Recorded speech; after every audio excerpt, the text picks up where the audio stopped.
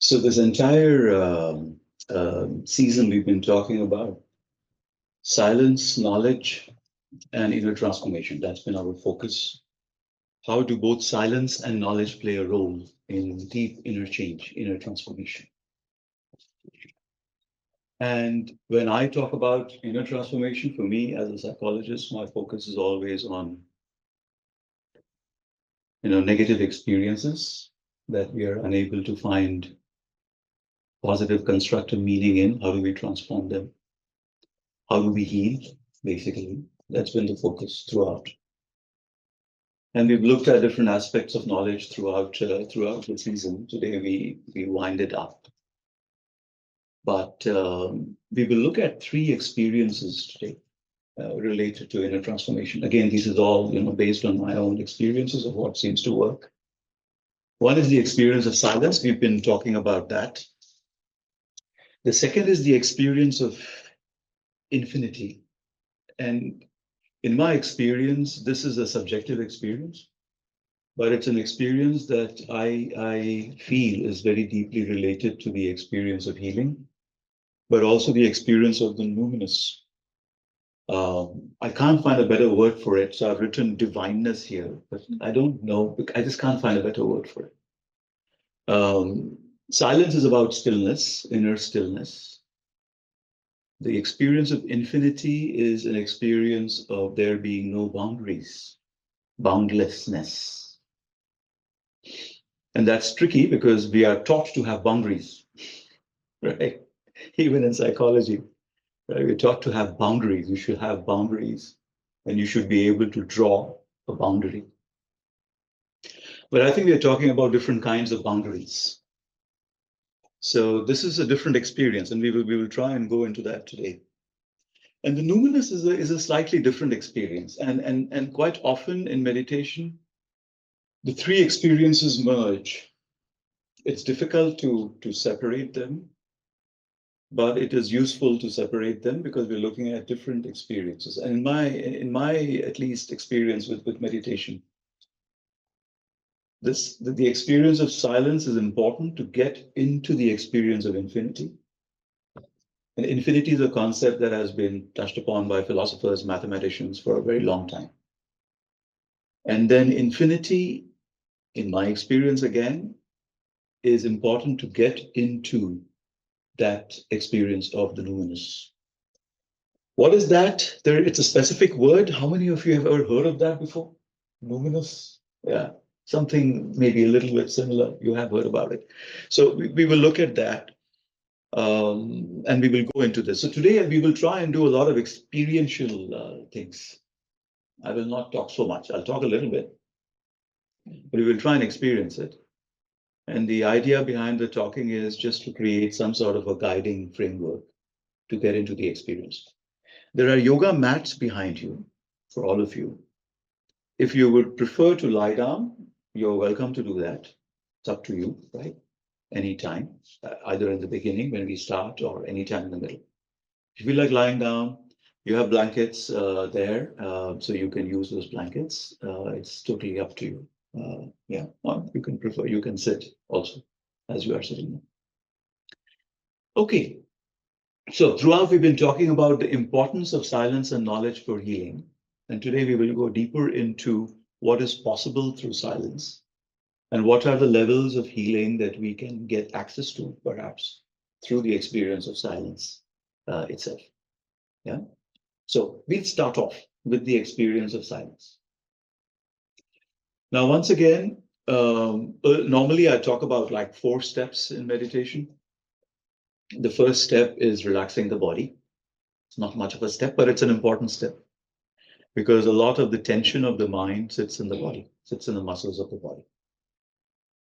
For most of us, it's either the back or the shoulders or the neck or the muscles of the face, the mouth, the eyes, the forehead.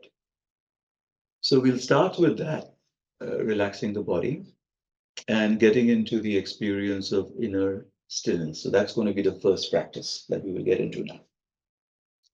Then after that, I will talk a little bit about the experience of infinity. Then we will have a practice of that. Then I will talk a little bit about the experience of the numinous, and we'll have a practice of that. So that's the idea. Okay, so let's start with silence. So let's relax.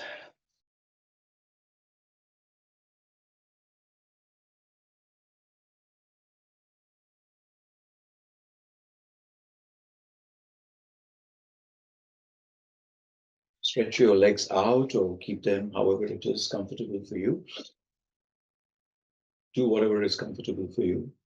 Stretch your toes, turn them inwards and maybe even curl them in front of you so you feel the release of tension in your toes. And just allow the body to relax. You can keep your eyes open, you can close your eyes, whatever you prefer. And both possibilities are there. Or the third possibility is you keep the eyes half open. So it's up to you. And let's relax.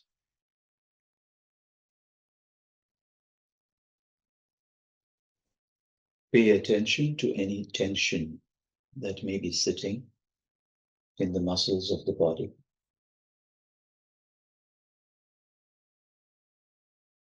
And let go of this tension.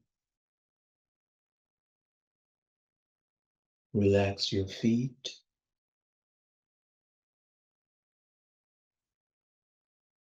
And the muscles of your legs.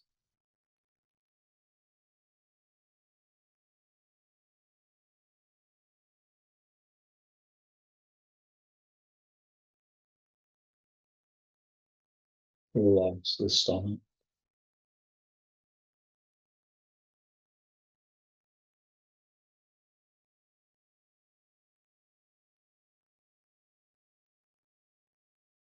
Relax the muscles of your chest and your shoulders.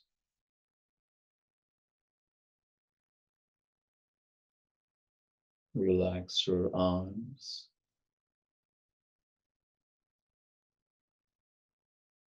your hands and fingers.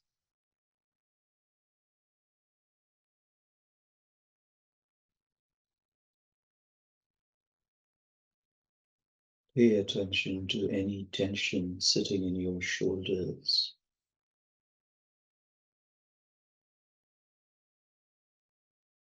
And relax them.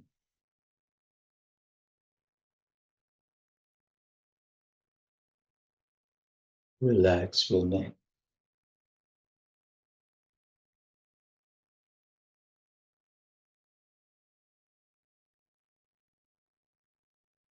And the tiny muscles of your face.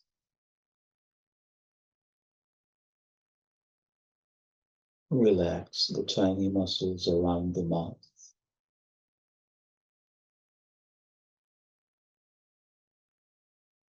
Around the eyes.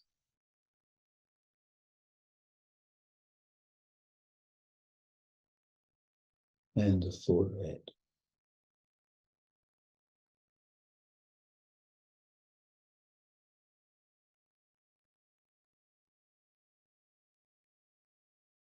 And feel a wave of relaxation flowing throughout your body from the top of the head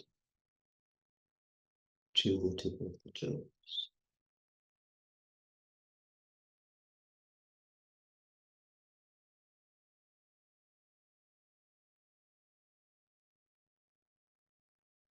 Pay attention again to your shoulders and your neck. And let go of any tension sitting there.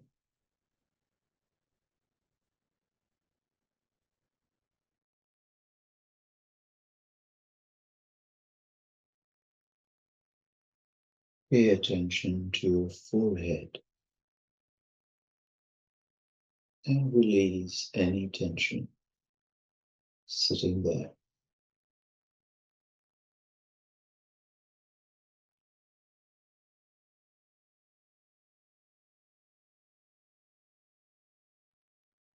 Pay attention to your eyes.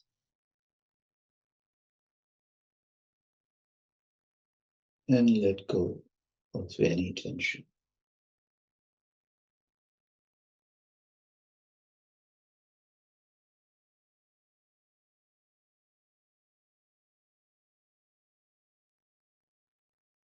Take a deep breath normally, naturally, as you would do it by yourself.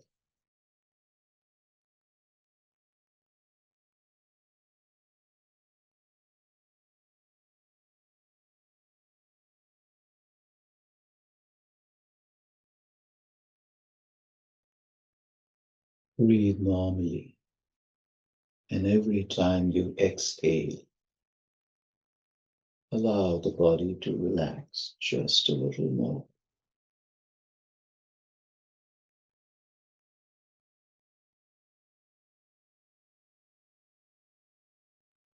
And do this 10 times every time you exhale.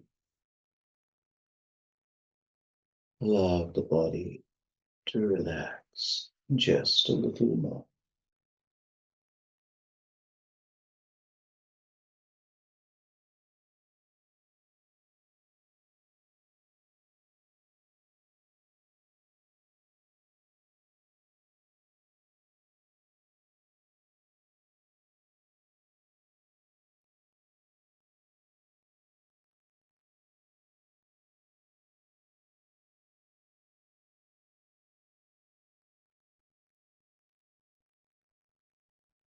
And allow the silence to gently settle in.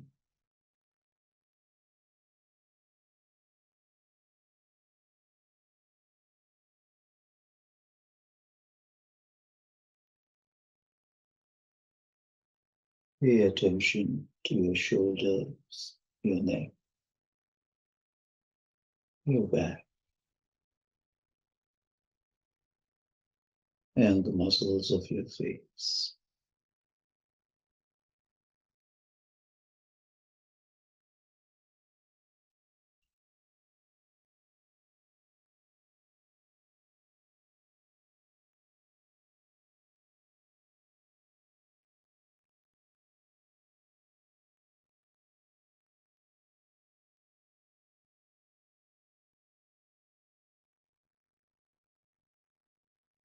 And in this relaxed state, turn your attention gently inwards.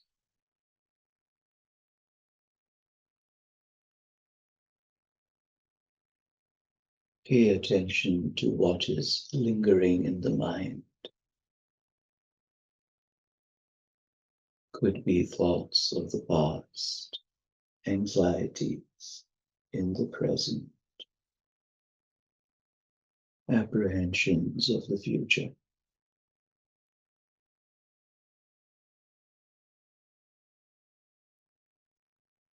Whatever may be lingering in the mind, try not to push it away. Accept it, embrace it, even if it is uncomfortable. Embrace it, let it be.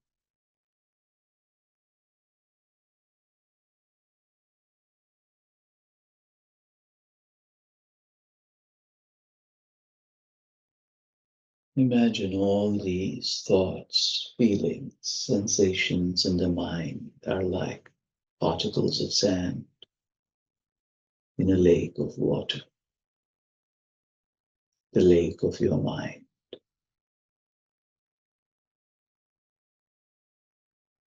making the waters of the mind murky, unclear.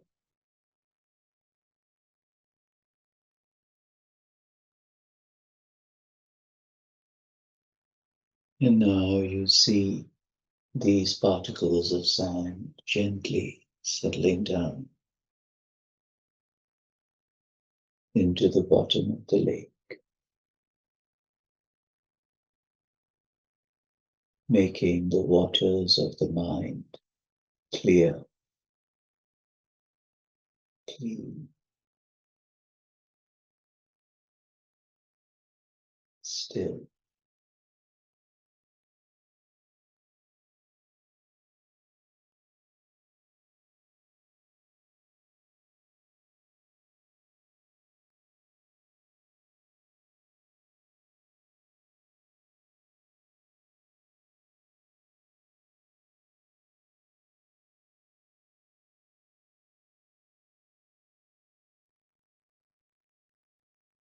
And as the mind becomes clear,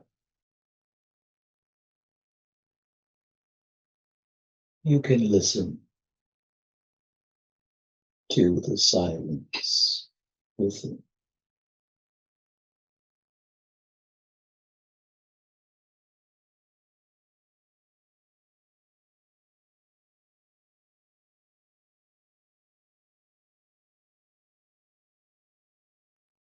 The silence in which all thought, feeling, sensation enter.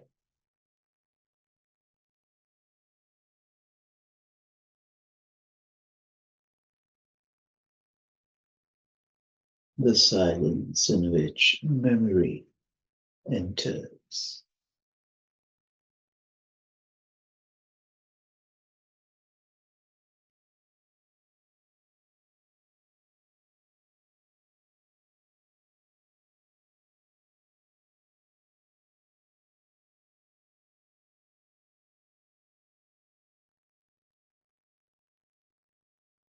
The silence of consciousness.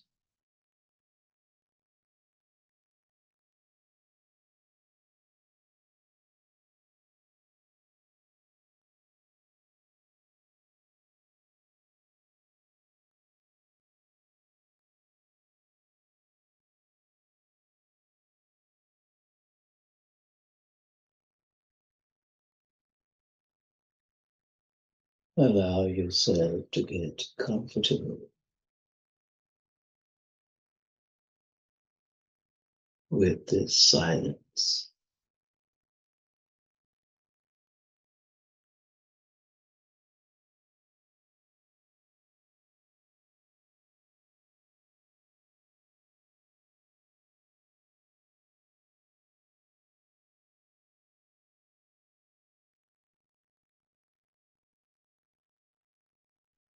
That is your innermost space, your secret place.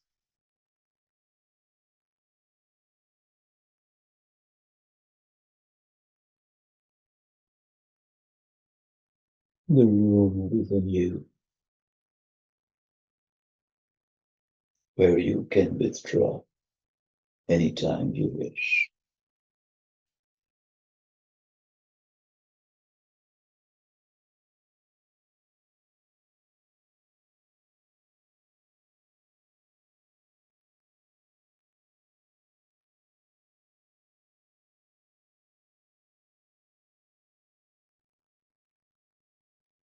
And allow yourself to just listen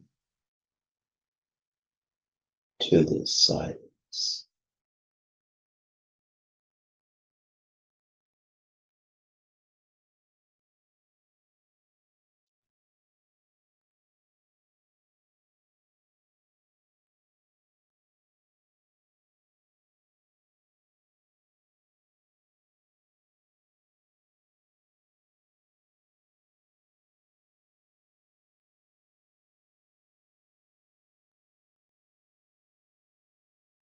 Notice how your breathing slows down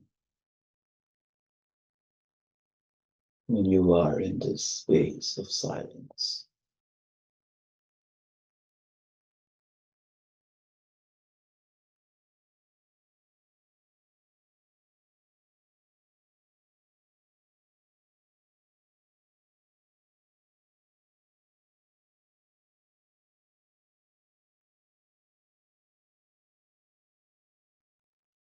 Pay attention again to the body and see if any tension has accumulated again. And let it go.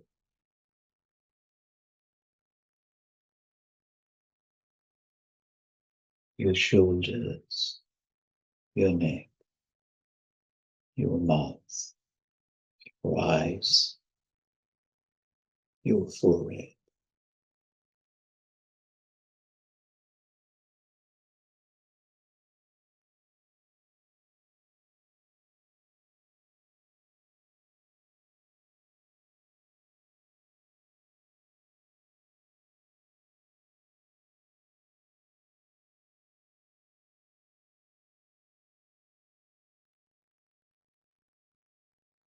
And holding on to this silence, allow your eyes to gently blink open, looking out into this room.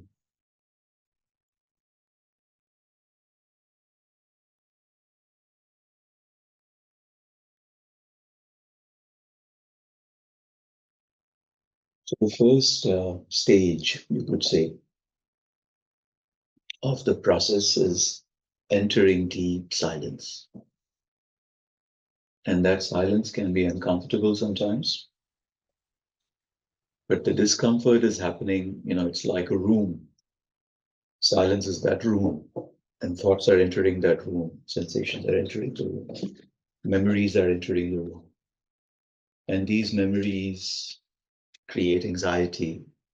Some of these memories are not conscious, but they enter and they create various experiences inside us. And they can be uncomfortable. And that's why many of us sometimes try to avoid experiencing silence. It's scary.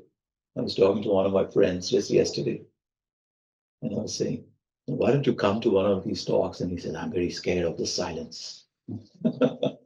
I can't get into silence. It's scary. I said, why don't you try it out once? Oh, I can't do it. Right? Because there is stuff from the past that we are carrying inside that is not resolved, and it is sometimes difficult for us to confront it, to transform it. It's difficult. And that is why we had all those sessions on things like grief and loneliness, romantic love, on desire, morality, because a lot of these things create the content of consciousness.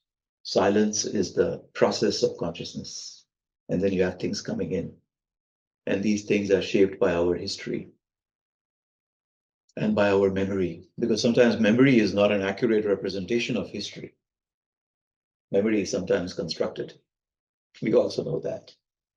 So we may remember things a certain way, and these memories create sometimes disturbances. And of course, we have actual experiences that also create disturbances.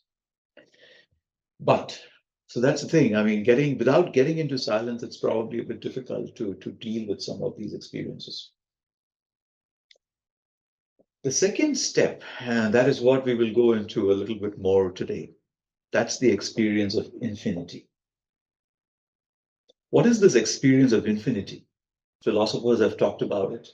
Mathematicians have tried to capture it in various mathematical formulas. What is the experience of infinity? So something that is finite is something that has a limit, right? That has a limit. So when we say something is infinite, that there is no limit to it, there is no boundary to it, there is no end to it.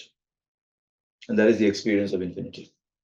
Ancient philosophers in India and in Greece and in many parts of the world, they've talked about it in different ways.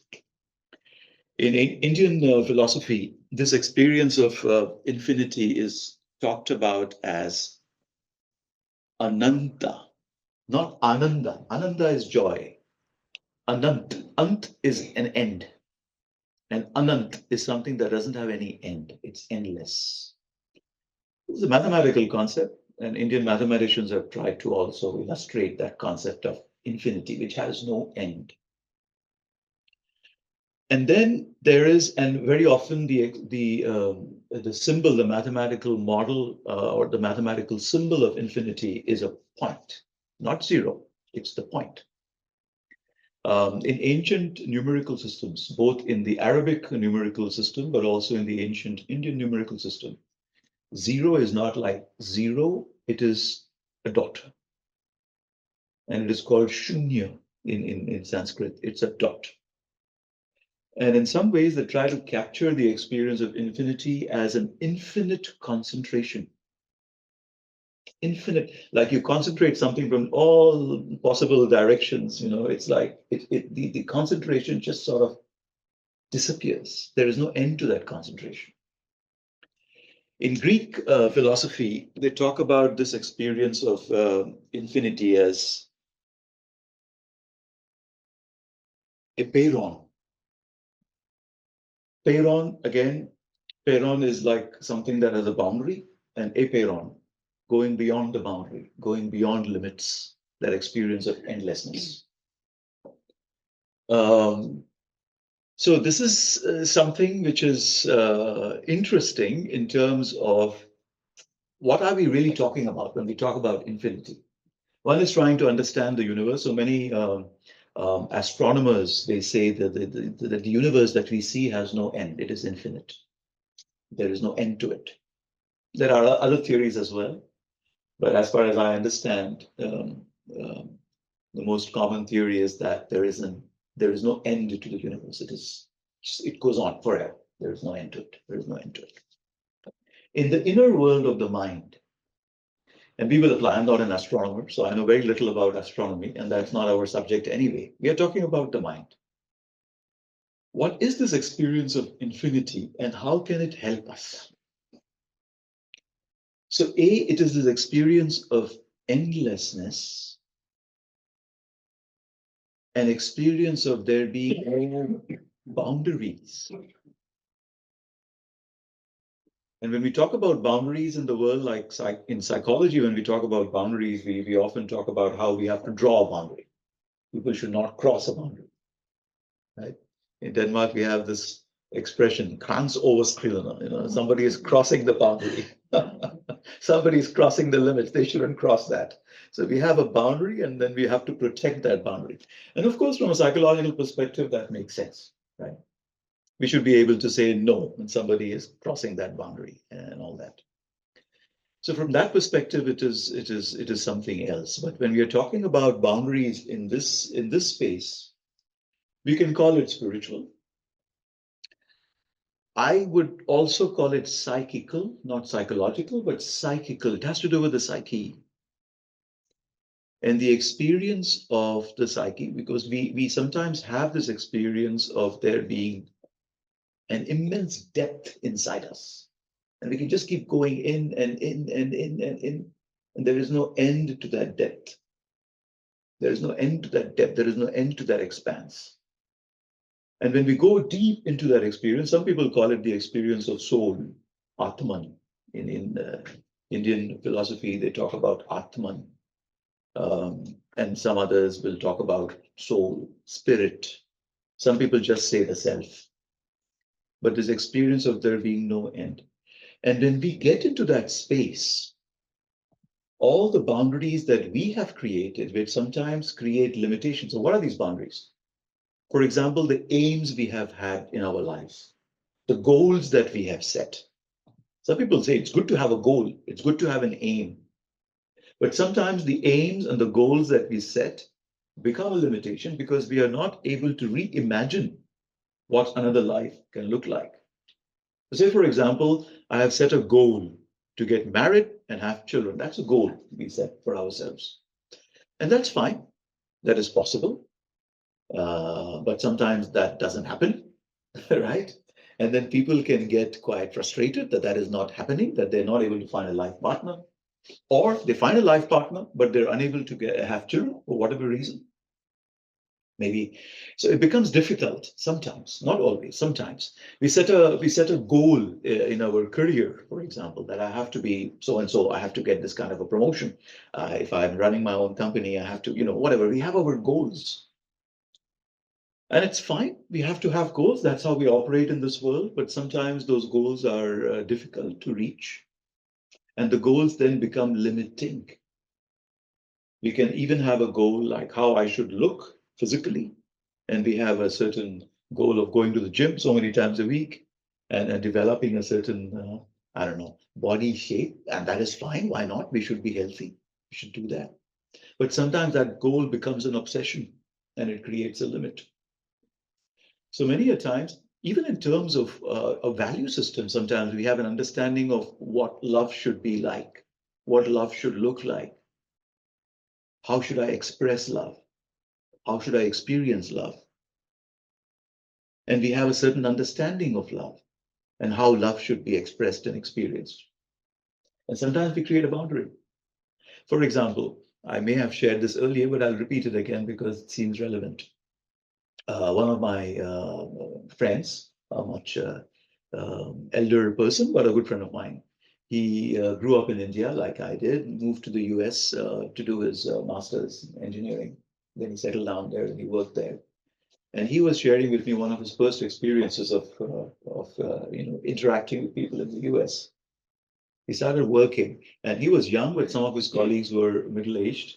Uh, and they would talk about how they were waiting for their kids to move out of the house. And his first reaction was, oh my God, these Americans don't love their children. Right? And of course, he's an intelligent man. So he realized that cannot be true. But we have an understanding of how love should look like because where he came from, people lived in the same house. Children lived with their parents even after they were married and had children of their own, and 3, 4 generations would live. And that's how you express love. You take care of each other, you live with each other, you're there for each other. And then this is a different reality. Parents wanting the children to move out. Oh my God, how is that even possible? So sometimes we create, and then we see somebody else expressing that same experience of love in a different form. We are unable to understand it. So we create limits. The same thing with respect.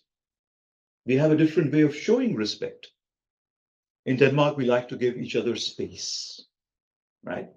If you get into the public transport in a bus, for example, and if one person is sitting in the bus, do that sometimes. I've done the experiment. Go and sit next to that person. Yeah, that will not be very comfortable, right? In another country, that's not a problem at all. In fact, you will go and sit next to that person. But we like giving each other more space here. In other places, that space is not that important. In a place like this, that's crossing a boundary. In other places, it's not. It's okay. So many a times, even the cultural forms that we create limitations. Especially when we enter a new country, we live in a new country. We see people behaving in a very different way from what we are used to, and we are unable to connect to it. Even though it's the same experience. It's the same experience of respect. It's the same experience of love. It's the same experience of whatever it is that humans want to experience. Self-worth, dignity, harmony. Same core experience. That's the same. But the form in which we show is very, very different. When we had the Muhammad cartoon controversy in Denmark, right? People in some countries were burning the Danish flag, and in some countries they were throwing their slippers onto the Danish flag. And some of my friends in Denmark, they said, okay, so what? But for them, that's the worst insult you can show, right? You throw your slip, that's like the worst insult ever. Different forms. The experience is the same. So many a times, these cultural forms that we learn through our history, and they are deeply embedded in our identity. We can't reimagine, they create a limit. And it's difficult for us to see ourselves in a different way. We talk about legal equality in Denmark. When we talk about equality in Denmark, very often we're talking about gender equality, right? And some other socioeconomic equality, perhaps we also focus on that. But there are so many different forms of equality. What about cultural equality? What about other forms of equality? We don't necessarily see things in that way. In another country, you see equality in a different way. In Lebanon, you have religious quotas because it's religiously a very diverse society, and to keep the harmony in society, they figured out that we need to have quotas for different religious groups. Otherwise, society will have more conflict. In Norway, we have quotas for women on the boards of companies. And if you go to Norway and say we should have religious quotas, that will probably not make much sense, right? If you go to Lebanon and talk about some other forms of quotas, they will probably also not make sense. So different cultures have different realities, and we create different forms, and these forms create limitations for us. So one way, of course, is trying to reinterpret these, core human experiences of respect and love and harmony in different forms. But in my experience, what can help us is when we go into this experience of infinity, and what we are doing there really is we are going beyond the limitations of our identity. It's not like you're getting rid of your identity. It's not that. It is just that you're going beyond, you're transcending, and you're going to that core experience that we talk about. You call it soul, Atman, consciousness, whatever it is, that experience of being endless inside, where all boundaries fade away, and you experience that freedom, and you find that deep security in that freedom, because there is security in that freedom. Very often we cling to culture because that we believe that gives us security. We cling to whatever identity, racial identity, gender identity, cultural, ethnic, religious identity, sexual identity, because that is how we have learned to define ourselves. This is who I am, my individual uniqueness. In the experience of infinity, we go beyond uniqueness. We have a uniqueness, but that uniqueness has no limitation. So it's an experience. When they talk about epeiron in Greek, they also talk about something that exists before everything else. It is pre-thought, pre-identity. It is where identity is constructed. It's that space where identity is constructed. It's the space where desire emerges. It's that space where creation can happen, but it's also the space where destruction can happen. Destruction of what we have created, the different forms we have created. But we can allow these forms to be destroyed because we still feel safe in that space of infinity. Otherwise, we don't want things to be destroyed, right? We want to hold on to it. Yeah? We want to hold on to it. New people are entering the country, we feel threatened sometimes because then our space is not safe anymore. Our social harmony is at risk. Our social trust is at risk. We want to defend it. But if I feel safe inside, then we can allow things to be destroyed, because sometimes we need to destroy stuff. Sometimes we need to destroy the past in order to create a beautiful future. And the past is also our identity. Sometimes we need to destroy that in order to create something beautiful. But infinity is that space in which this creation and destruction and reconstruction can happen, because that is a space where you feel deeply free and safe simultaneously. Any thoughts or questions before we go into the experience? Yes. Are you talking about non-dualism as well, or it's a very spiritual topic that you're touching upon. I'm just wondering if you also, it's also about non-duality, actually. Yeah. There's oneness and so on. So maybe not that deep, but no, it is, and we will go into that today because that is the idea. But it is non-dualism, dualism. These are theoretical constructs that we use to explain the experience. Some people will explain their experience as non-dualistic. Some people will explain the same experiences as dualistic, even pluralistic. And for the past few years, I've been trying to go into the experience, not the concepts, because we can use different concepts to explain the same experience. The experience is the substance. The concepts are the theory, that's the form. So when people have that experience, then they want to explain that experience to others, and some people will call it non-dualistic. Others will call it dualistic. I personally am not concerned about the theory. I'm more interested in the experience. And then we can interpret it the way we want. That's the theory construction. That's where theology emerges, the theory of religion, or the theory of spirituality and all that. We all have our own theories. And we have the right to have our own theories. But we will try and get into the experience of infinite. Yeah? Okay. Any other thoughts or questions before we move on?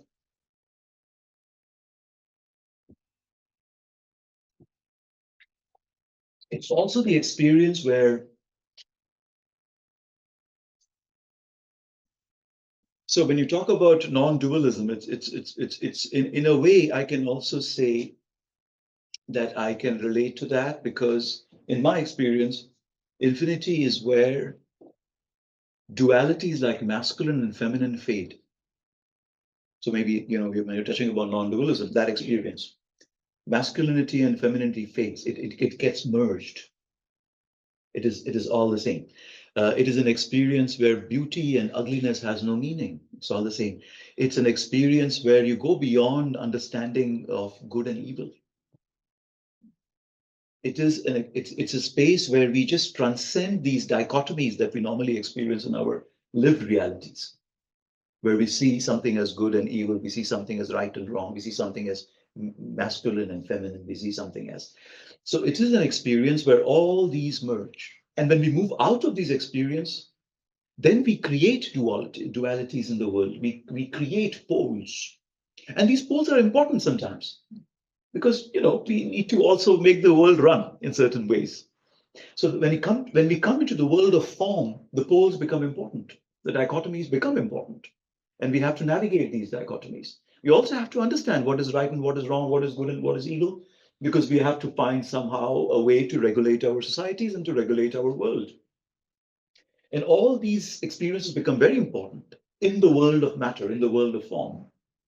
But when we withdraw into this world, the inner world of infinity, these dichotomies disappear.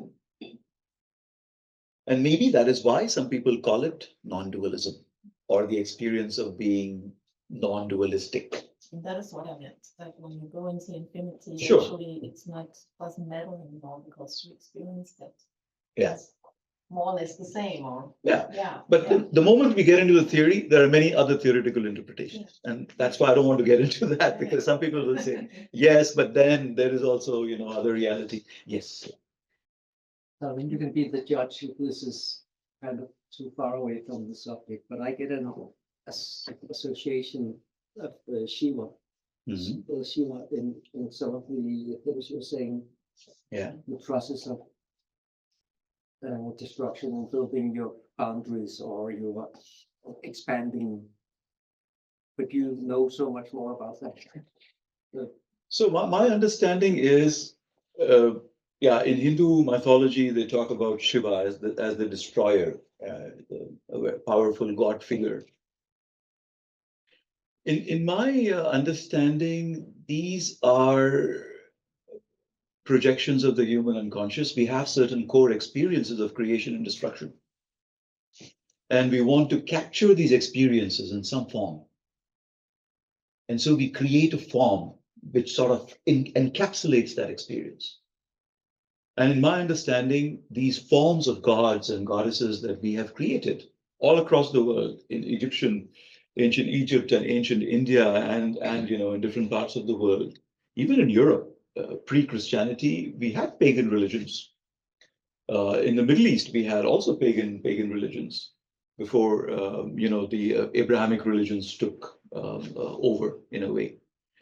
So these experiences, that's how I understand it. That the core experience of that creation and destruction is captured in form, and these are the various gods and goddesses that we have created, or we have given a form to, let's say. But let's try and get into the experience. Yeah. So once again, if you would like to lie down, you're welcome. But we will try and get into the experience. No questions then. All right. So once again, let's relax.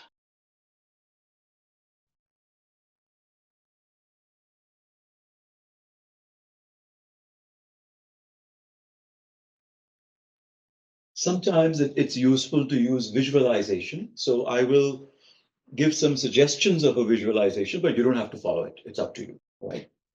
You can just follow the experience.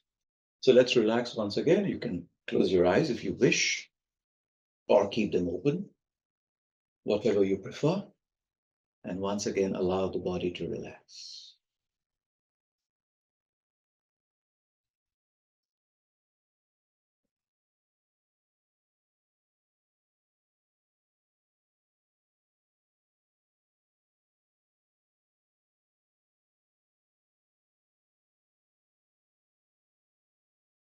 Once again, pay attention to any tension that may be sitting in the muscles of the body.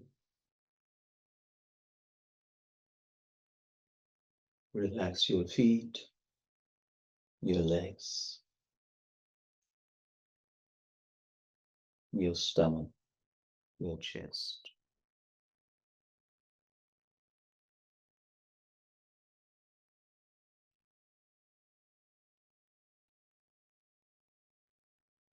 Relax your shoulders, your neck,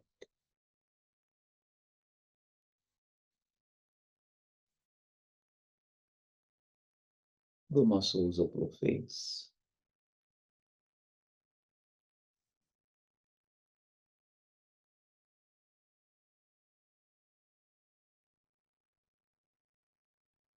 And once again, allow all thoughts, feelings, sensations in the mind to settle down.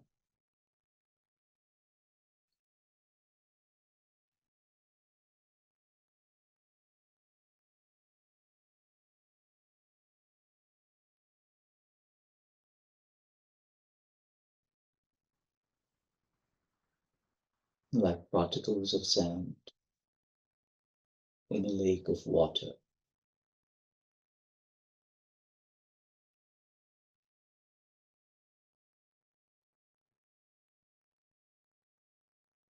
Allow the waters of the mind to become clean, clear.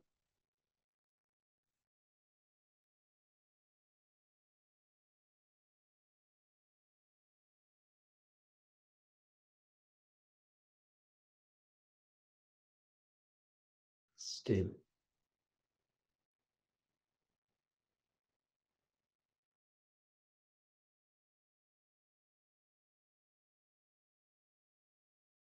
If any thought emerges in this lake of the mind, acknowledge it and then allow it to gently settle down into the bottom of the lake.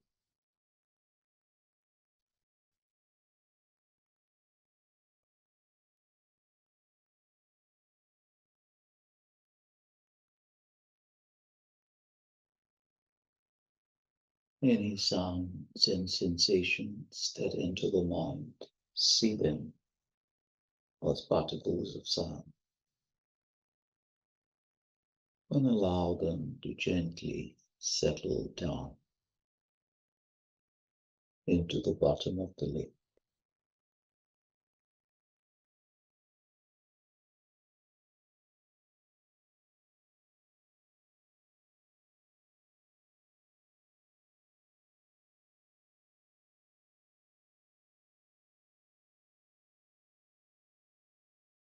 Become very, very still.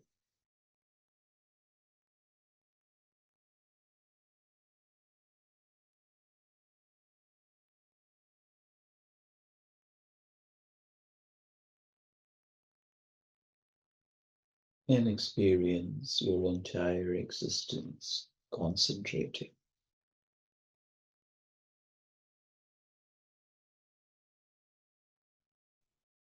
and disappearing into point.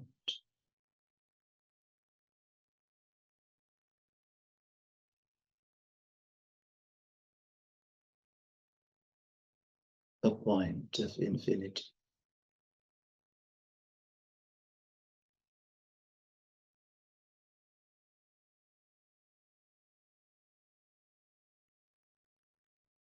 It's as though you're traveling backwards through a tunnel of light.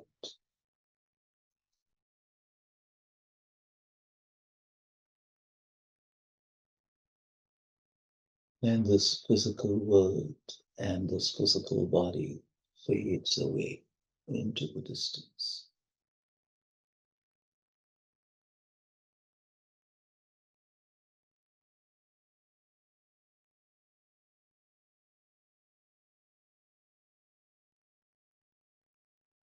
And you emerge from this tunnel onto the other side.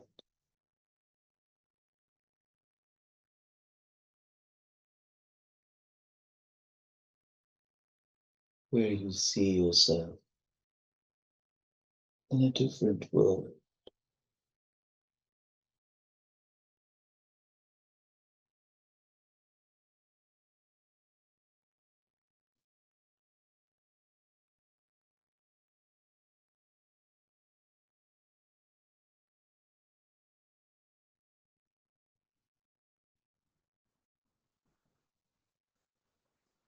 Beyond space, time, matter.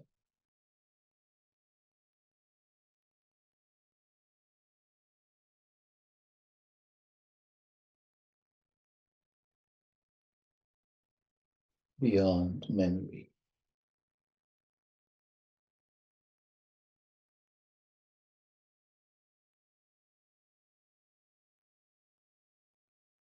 Beyond identity.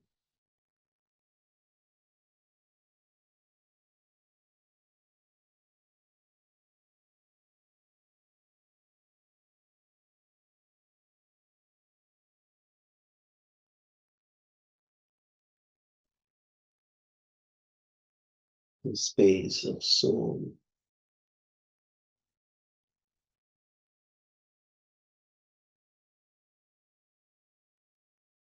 Atma.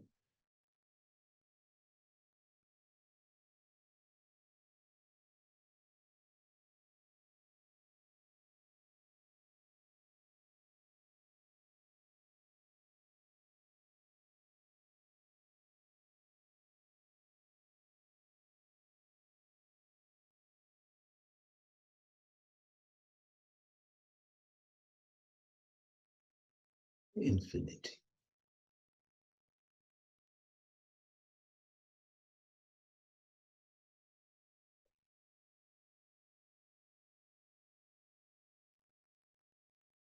You experience yourself as endless.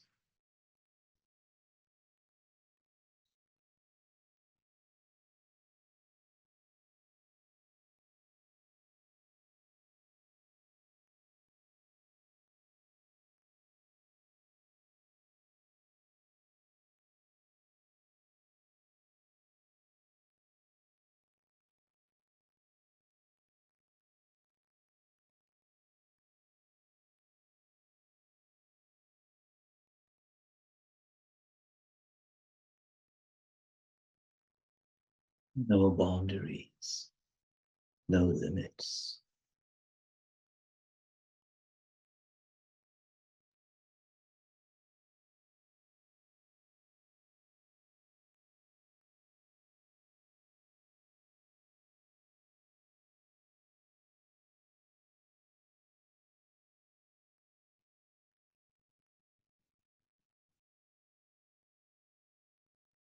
Boundless.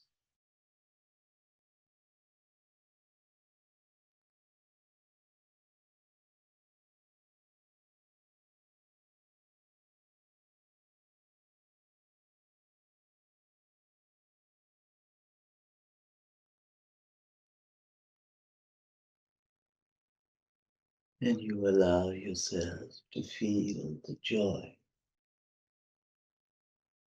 of boundlessness.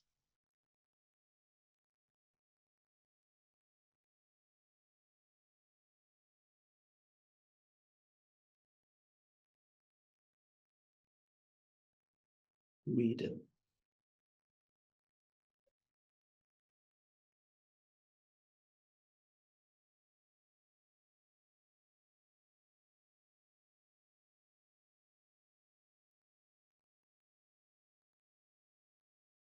Freedom from the past, the present, the future.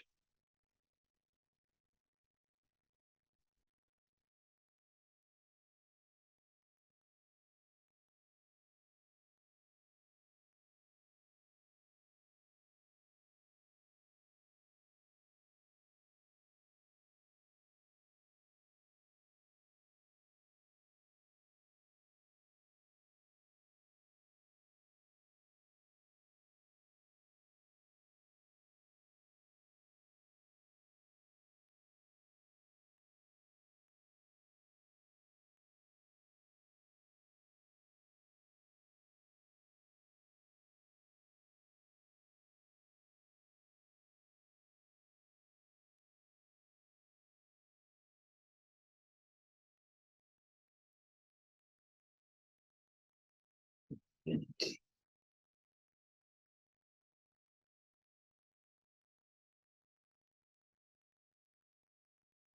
The endless space of soul.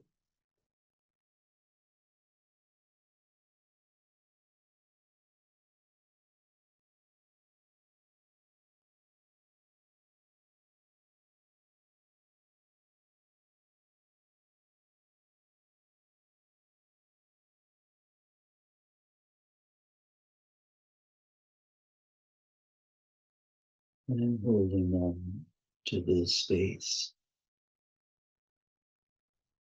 and this experience of being boundless.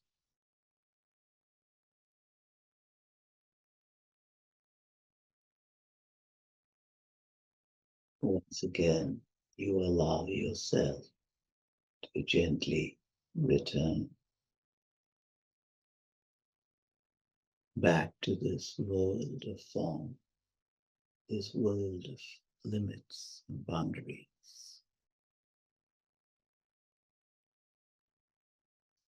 Back to your body.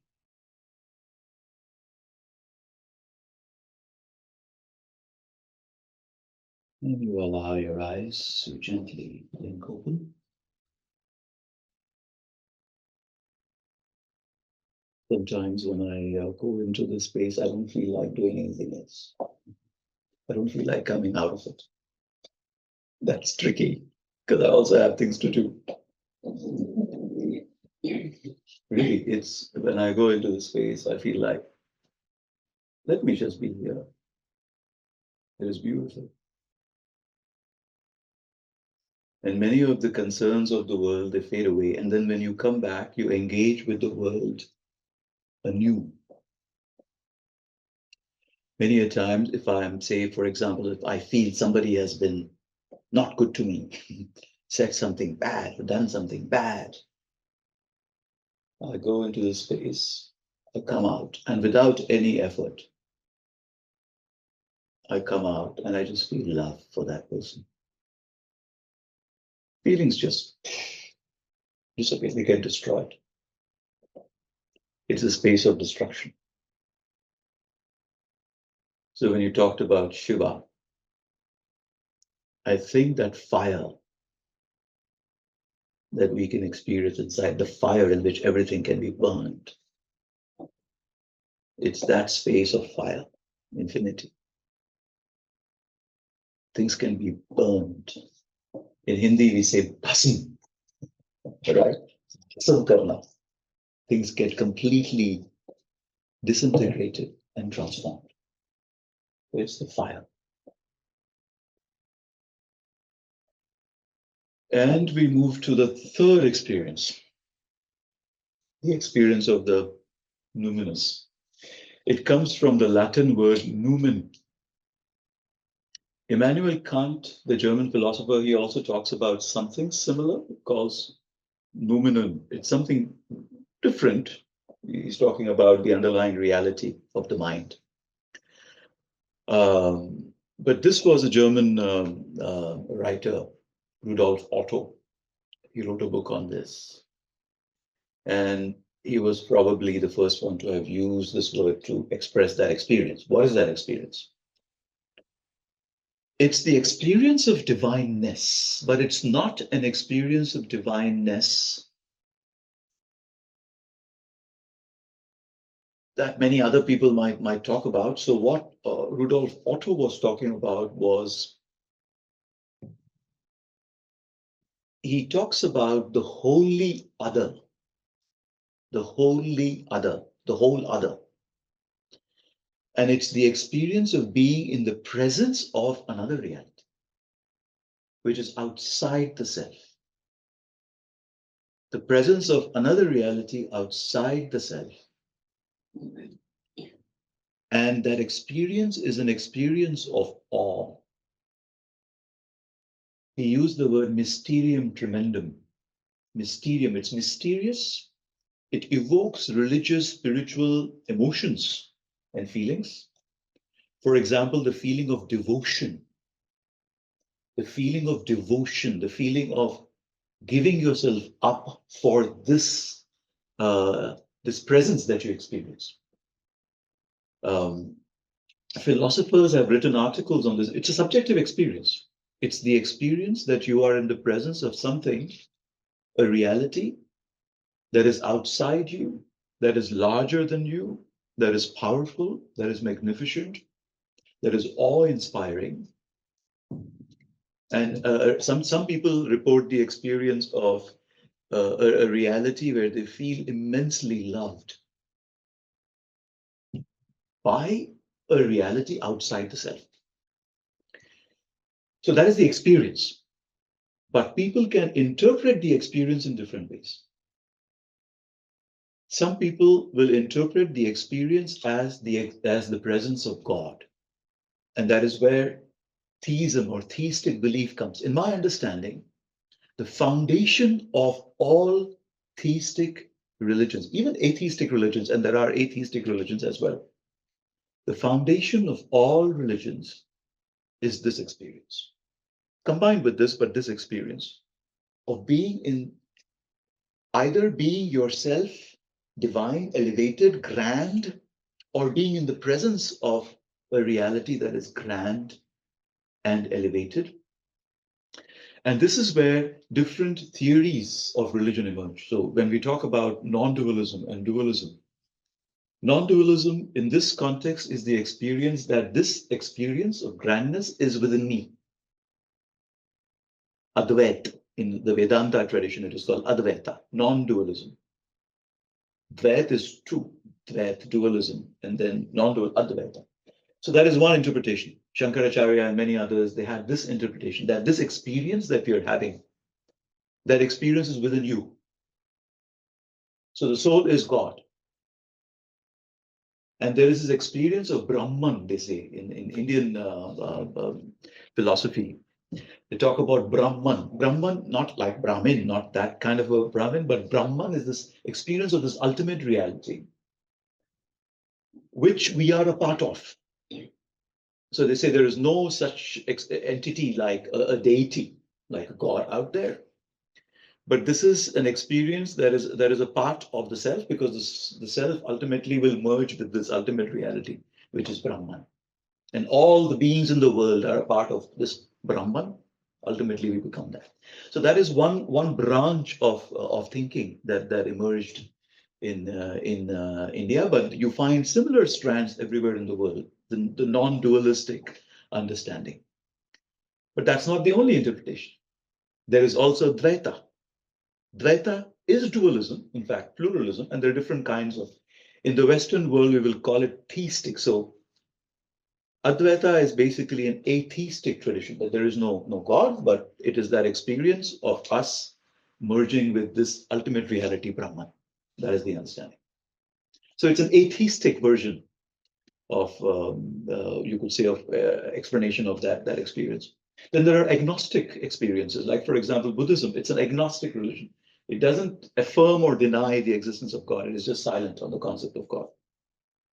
But they do talk about this experience of liberation, this merging with a higher reality.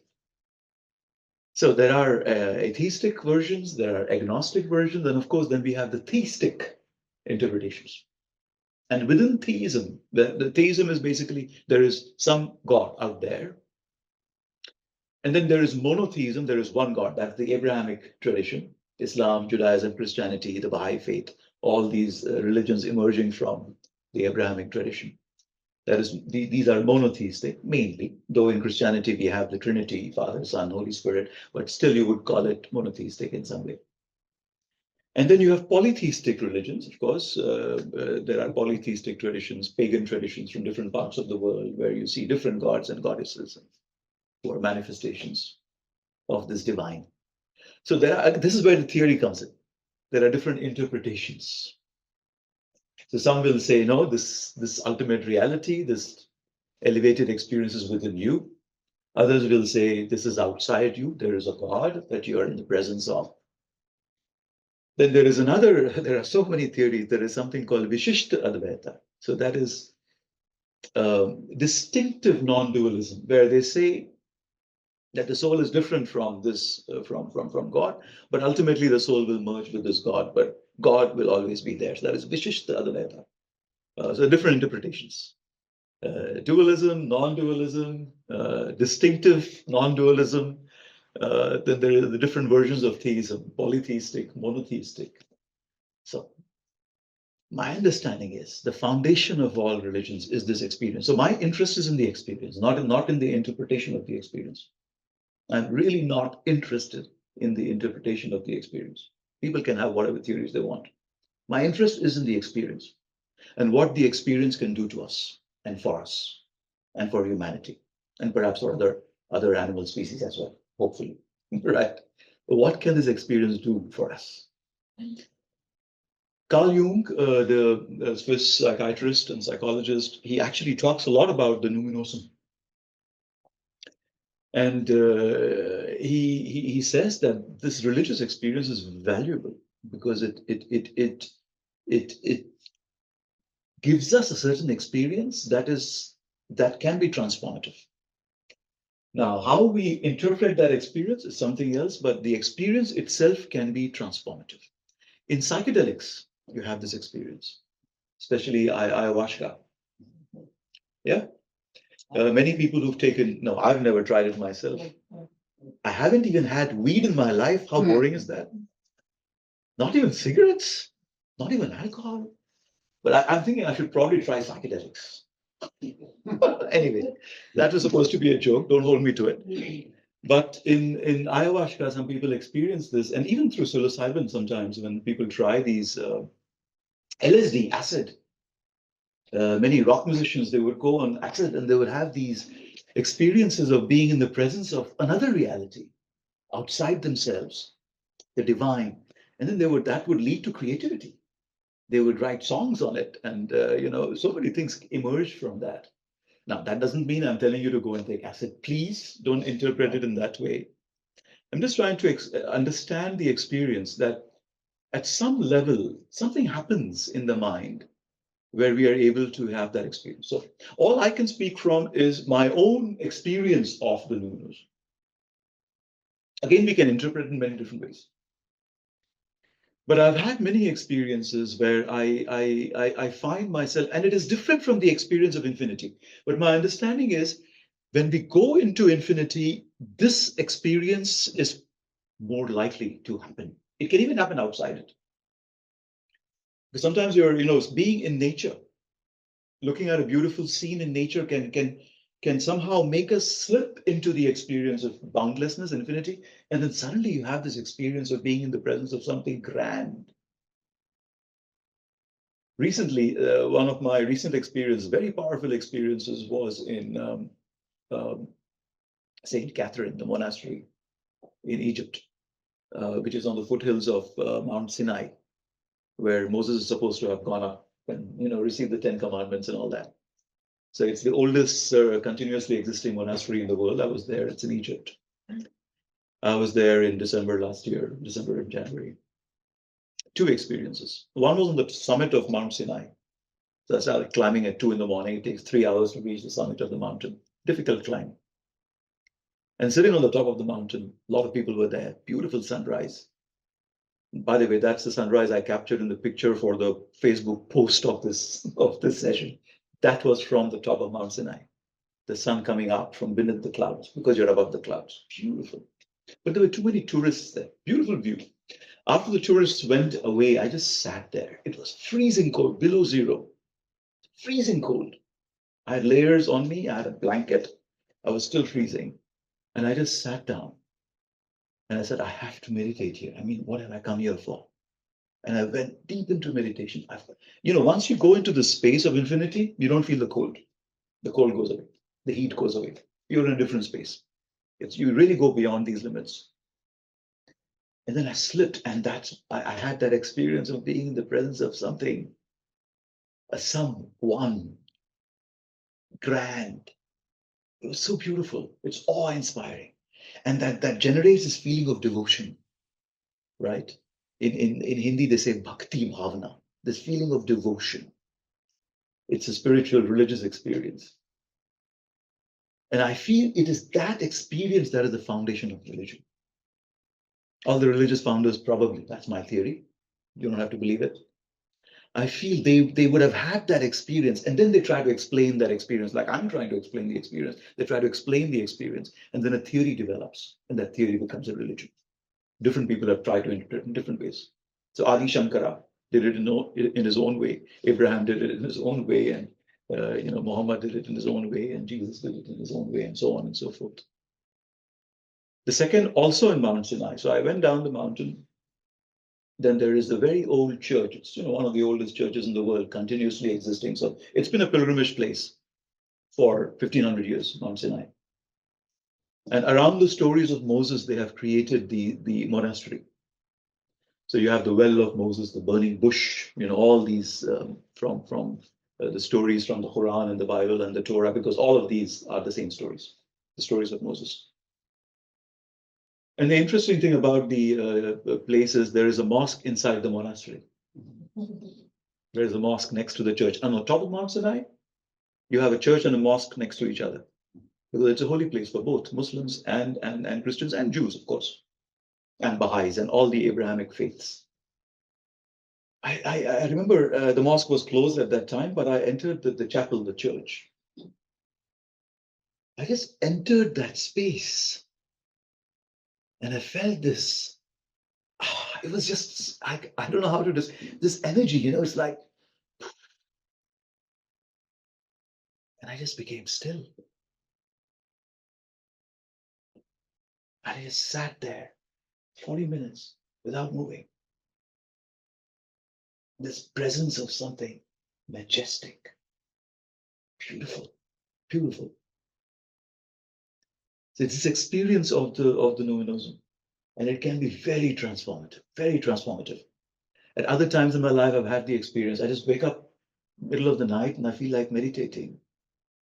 Once I remember as a child, I woke up in the middle of the night. At that time, the only thing I knew was praying like a Muslim because I grew up in a Muslim family.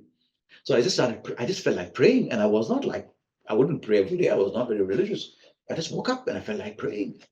And I felt I was in the presence of this immense love, immense love. And I started crying, crying, crying, crying, because I felt so loved. Where was this experience coming from? So again, the interpretations will be different. Some will say, oh, it's from your own brain. It's the Atman itself, it's Brahman, whatever. Some will say it's God. Again, I'm not interested in the explanations. I'm interested in the experience. And again, later on, when I started practicing meditation and all that, again, that experience I had, woke up in the morning, I was meditating, and I felt I was held, embraced. Not physically, there was no one there. But I felt I was held, embraced. And this unconditional love, flowing, filling me up. Where did that come from? But that's the experience of the Numinous. And you feel healed. You feel like nothing matters.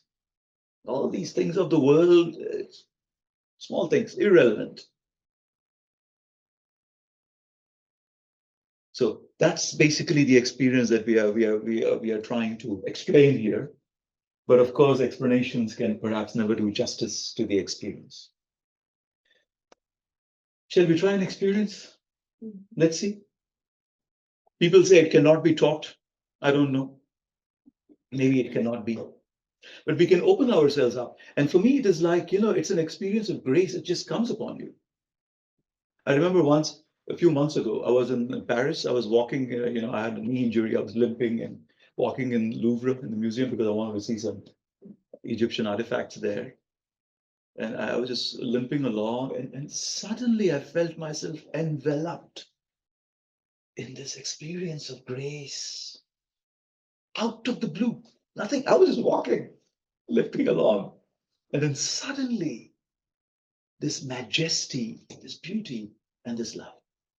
I had tears in my eyes. It just happened by itself.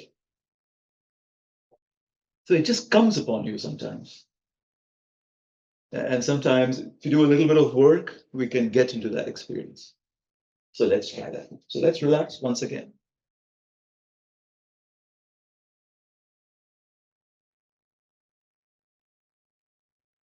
Once again, let's relax the body. If you want, close your eyes or keep your eyes open.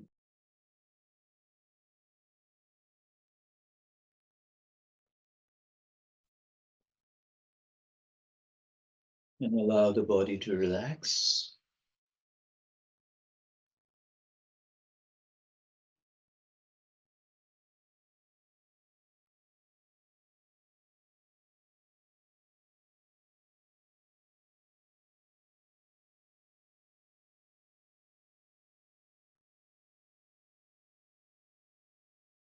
Relax the legs, the stomach, the chest.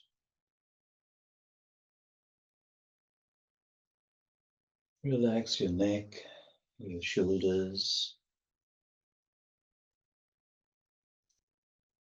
Relax the muscles of your face.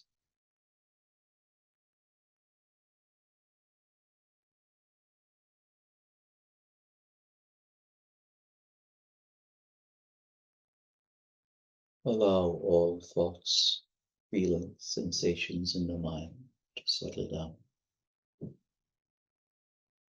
into the bottom of the lake of the mind.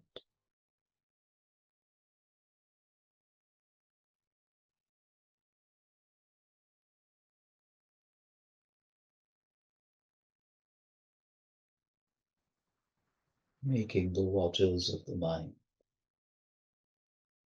still, clear.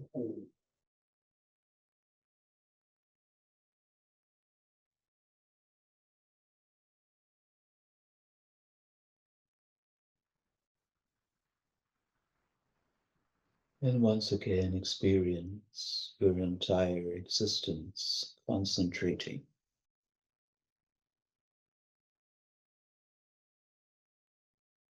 and disappearing into a point,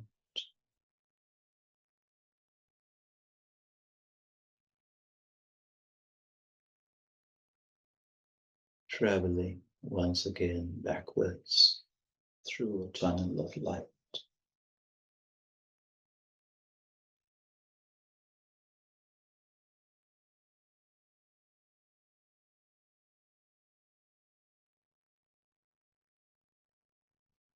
You emerge onto the other side in a world of no limits.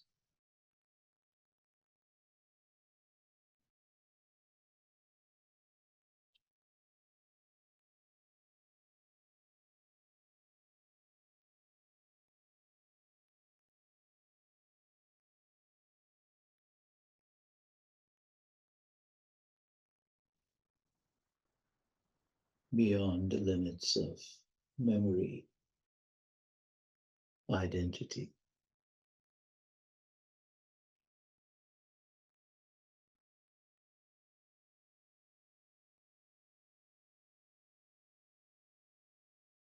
beyond the limits of space, time.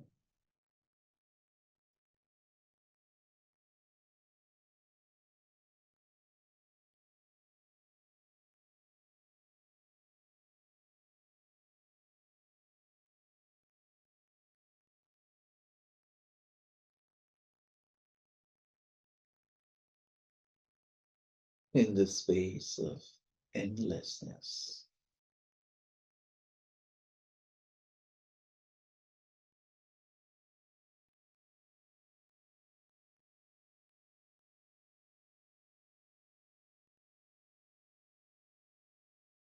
The endlessness of soul.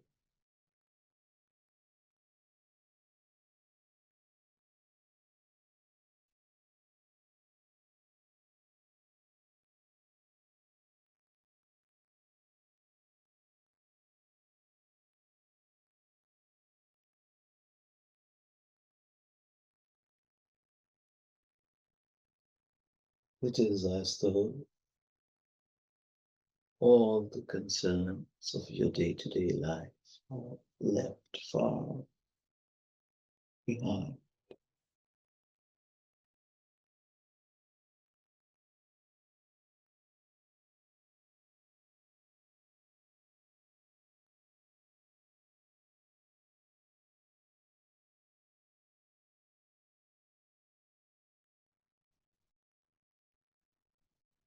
And you allow yourself to experience the joy and freedom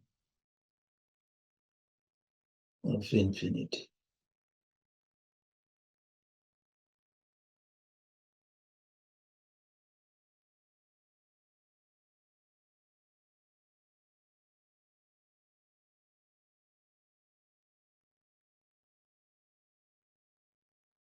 And in this space of limitlessness,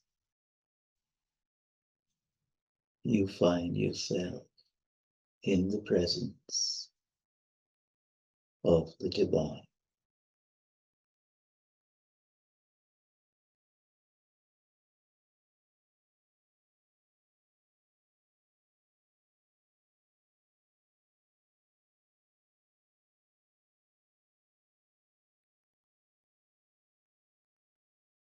The eternal fountainhead.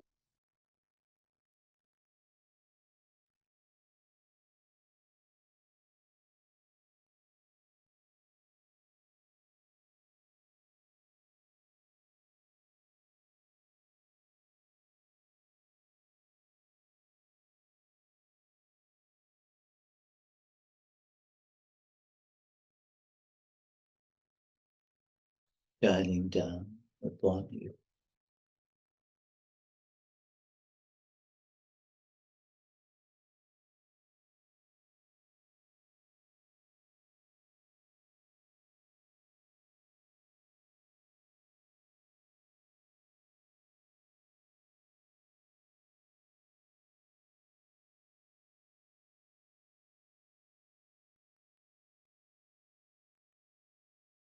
And you feel love, seen,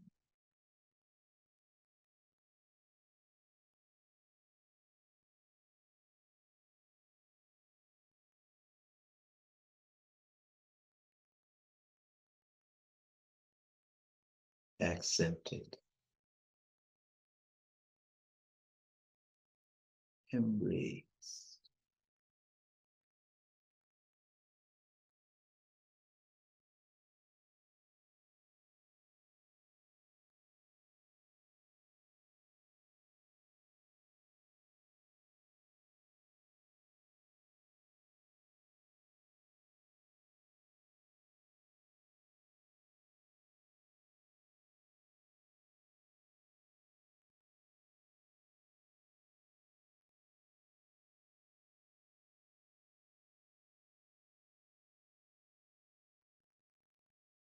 And you allow yourself to rest.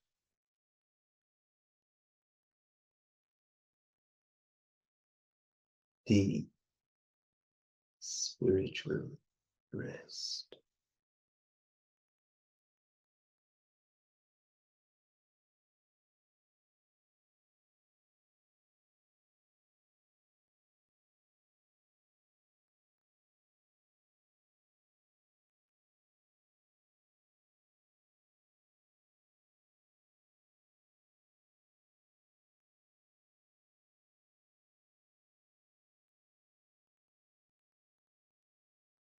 Drinking from the eternal fountainhead.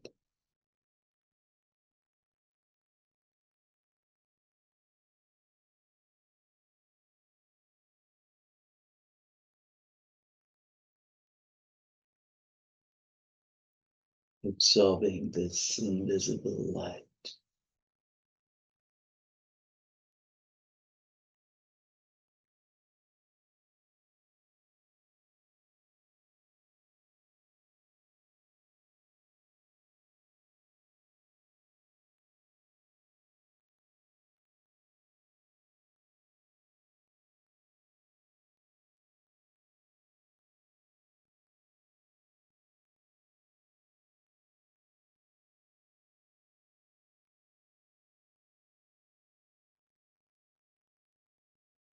Feeling safe, secure,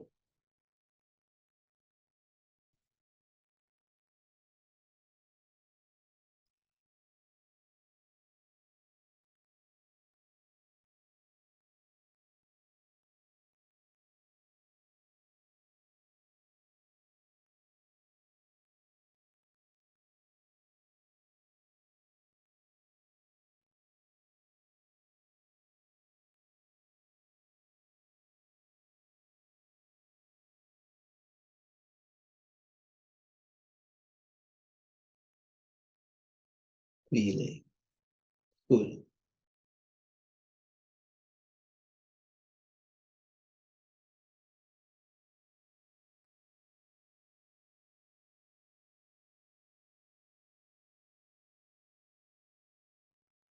In this sacred presence.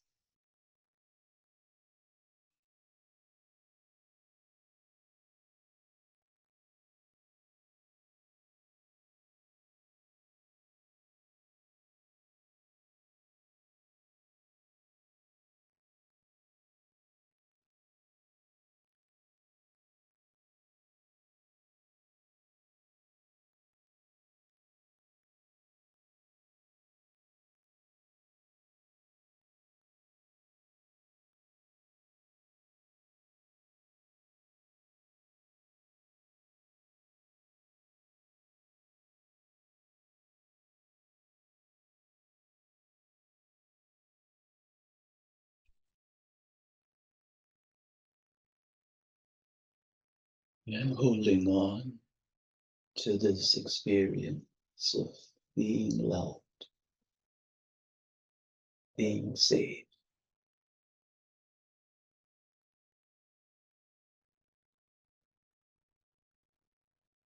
being connected to the divine. You allow yourself to gently return back to this world of form, this world of matter,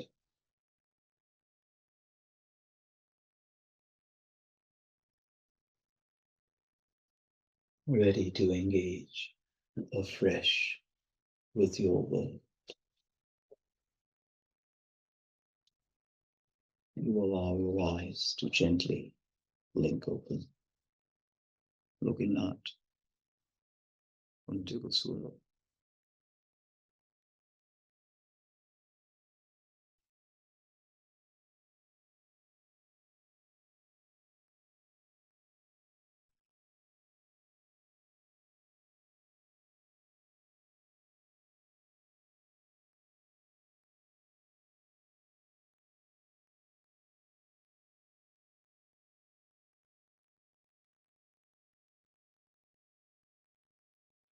Hey, thank you.